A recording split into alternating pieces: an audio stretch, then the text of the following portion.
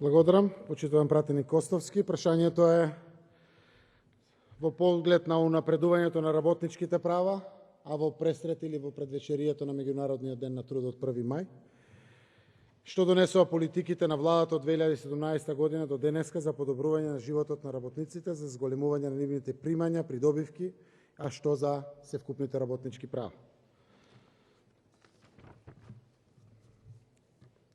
Прво, едно од најголемите ефекти кои што предизвика спирала на подигањето на платите, минималната плата. И законот за минимална плата, кој што од 2017 година ги дава ефектите. Така да 2017 година имавме минимална плата од 9.000 денари, сега минималната плата е 15.200 денари и нема веќе сектори кои што земаат плата под минималната како што беше во периодот пред 2017. Иако тогаш беше 9.000 денари, сепак имаше сектори што земат и под таа минимална плата во своите колективи. Тоа значи повеќе од 6.000 денари по лице е зголемена платата месечно или 72.000 денари по лице, по работник. Годишно повеќе влегуваат пари кај секој работник. Зголемувањето на платите во основното и средното образование е за 2.100 денари, а 3.200 денари е во високото образование. Просечната плата во здравството ја зголемивме за 4.700 денари, а во одбраната меѓу 3.000 и 6.000 денари, зависи каде се ангажирани луѓето.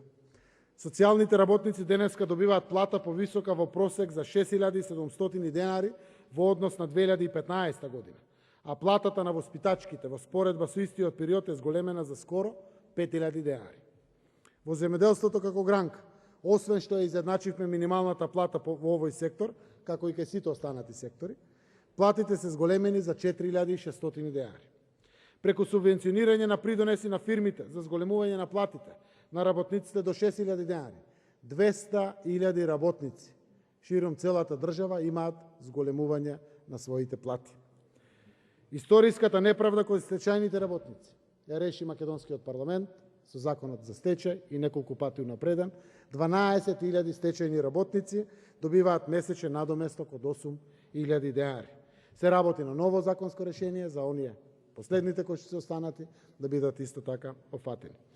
Со 4 пакети економски мерки сочувани се повеќе од 100.000 работни места. Помогнати се по разни основи над 400.000 граѓани. 65 милиарди денари директно се вбризгани во домакинствата и во компаниите. Редовно е сервисиран буџетот, редовно се пуштени парите во оптек. Тука помагањето на нашиот аспект и на здравствениот аспект на кризата одеа паралелно.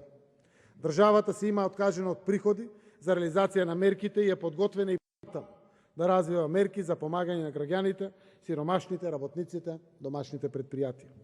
Економско-социјалниот совет е отворен дури и за оние синдикати кои не се репрезентативни. КСС не е репрезентативен синдикат, а сепак е вклучен во работата на Економско-социјалниот совет. Отворен и инклузивен процес на креирање на текстот на предлог законот за работни односи. И очекуваме следните месеци да заврши. Недела, не само што ќе биде неработен ден за повеќе работници, туку и за оние кои ќе работат во недела поради неможноста да се прекине технолошкиот процес, кој што е во континуитет, ќе добијат гарантирано зголемена дневница, нешто што претходно ретко каде се случувало. Остварен е диалог со синдикатите и со сите представници на работниците. Денеска тие дискутираат со владата и ресорните министерства на начин кој што е инклузивен и достапен за сите.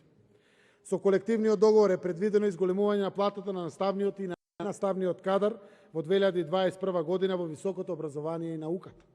Од 1 септември оваа година се предвидува зголемување на платата на наставниот кадар во висина од 8%, а од 1 септември 2022 дополнителни 7%. Со стабилизација на економијата продолжува 23, 24 и 25, надевајќи се со поголеми проценти. Овој колективен договор за прв пат е донесен после 30 години, се уредува преку него системот на плати во високото образование и веќе нема никаква неизвестност кога е во прашање трудот на научниот, наставниот и ненаставниот кадар во високото образование. Севкупно во образованието платите на околу 20.000 вработени во основните училишта и на околу 8.000 во средните училишта. Во 2020 година порасна само за 10%.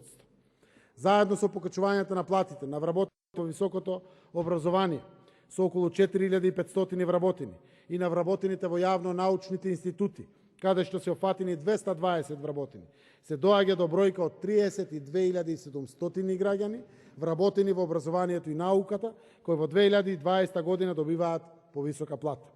Со покачувањето од 10% во 2020 година, вкупното покачување на платите во основното, средното, високото образование и во науката изнесува 20,6%, имајќи ги во предвид претходните две покачувања со 5%. Во здравството, основната плата на лекарите и специјалистите се зголеми за 40%. На медицинските сестри платите се зголемени помеѓу 20 и 23%. На општите лекари платите се зголемени за 25%. На здравствените соработници платите се зголемени за 15%.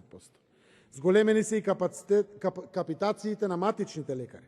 Сите матични лекари од општа такса, гинекологија и стоматологија од 1 октомври 2019 година добиваат приближно 15% повеќе или 8 денари покачување за капитациониот бод. Во 2021 година од април имаме уште едно зголемување на платите на сите вработени во здравството и медицинскиот персонал за дополнителни 5%.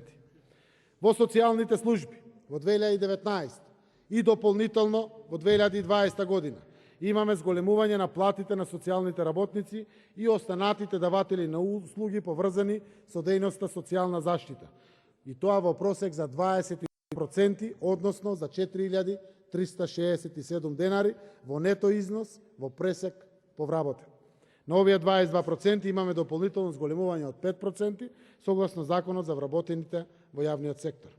Платите во армијата. 8 години платите во армијата беа замрзнати. Денес платите во одбраната растат од 3.000 до 6.000 денари, а дополнително секој припадник на армијата добива по 7.000 денари за станарина. И така натаму во сите овие области. Така да не можам да кажам дека е доволно, но навистина е видливо и може да се направи разлика.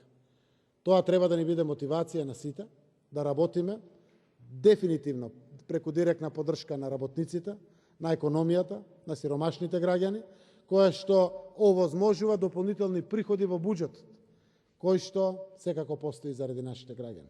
На тој начин ќе можеме да стимулираме пред се приватниот сектор, каде што ни работат преку 530.000 граѓани во државата, да ги зголемува платите, а при тоа да ја зајакнува нивната продуктивност и компетативност, но исто така тој тренд треба да го следат платите и на полицијата, и на армијата, и на образованието, и на здравството, и на социјалната заштита, и на сите други сектори. Само на тој начин ќе очекуваме поголема ефикасност. Очекувам од оваа есен да настапиме како влада пред парламентот за првиот чекор за зголемување на севкупните буџетски основи на правосудството. Тоа се за судовите и за обвинителите, каде што на 3-годишен раст очекуваме да ги дуплираме буџетите на јавното обвинителство и на јавното судство, а паралелно со тоа да ги следиме и сите останати сектори. Верувам дека економското зајакнување на државата ќе даде уште поголеми можности нашите граѓани, работниците широм државата да бидат уште позадоволни од она што знаат севкупни нивни примања кои што ги остваруваат, заради тоа што преку тоа доминантно се заокружува и поголемиот квалитет на живот за сите. Благодарам.